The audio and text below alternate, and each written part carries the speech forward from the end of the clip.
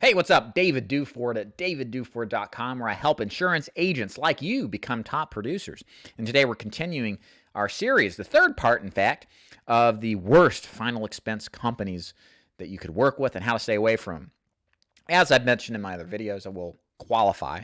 I'm not going to name specific companies, but I'm going to educate you on the factors you need to stay away from. And if you're curious about which companies may apply to that, you can always just send me a message and I'll privately tell you one-on-one which ones I'm specifically referring to in these videos, because it's fairly simple once you got a little experience doing this. So that's kind of what I'm providing here for you. So the topic for today is what I call administrative nightmares. So this is a great topic because the truth is that you can get involved in this business and you don't know what you don't know, but you start to know what you don't know when you start getting involved. And one of the things you're not going to know is coming into this business is how to handle all the details associated with writing an application for life insurance. The truth is an application for life insurance is a contract, and that companies will want you to make sure that that contract, if we think of it like that, is going to be squeaky clean. There's no mistakes, no issues, and that once the policy, before it's issued, it's completely clear, it's ready to go, and that nothing will come back to haunt these insurance companies because they're putting their name on a policy to pay money out. And they don't want anything to disqualify that from actually happening. Now, with all that said, why is this important? Here's the thing. Generally speaking, when you get involved in the final expense business, you don't want to work with carriers that put you in a position where you are an administrative gopher, where you have a position to where you got to get amendments signed all the time, where you're not in the field selling the new prospect. You're back in the field reselling the old prospect because of a rate up in price or because something happened on the underwriting that you missed, and now you got to go back and try to save the deal. That limits you from the impact you can have by getting the deal totally done on the first call and going on to the next call and saving that time for sales and new sales and more money in your pocket.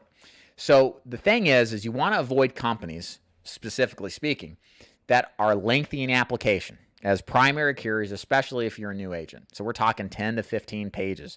There's more room for problems and errors if you're put in a position where you have that much paper to fill out and complete and sign and date.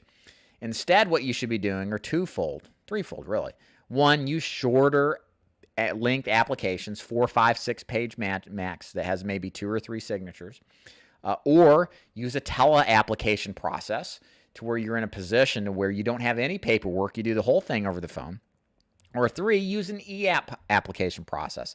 Me being Mr. Technological Luddite, never really liked that kind of thing, but then I started doing it. I was like, wow, this could eliminate all the problems my agents have. So I'm a big advocate for e-apps if you can do them, if it makes sense.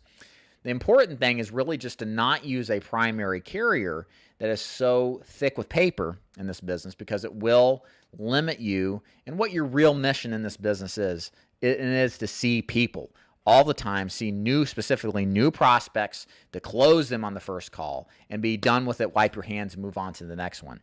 You will kill yourself by going back and handling amendments to issues that were minor but must be done in order for you actually to get paid on the deal. And trust me, there's a lot of agents that lose a lot of money, not directly, but through the loss of time that could have been leveraged into money from the source of new sales calls that, because these amendment issues happen, you want to avoid.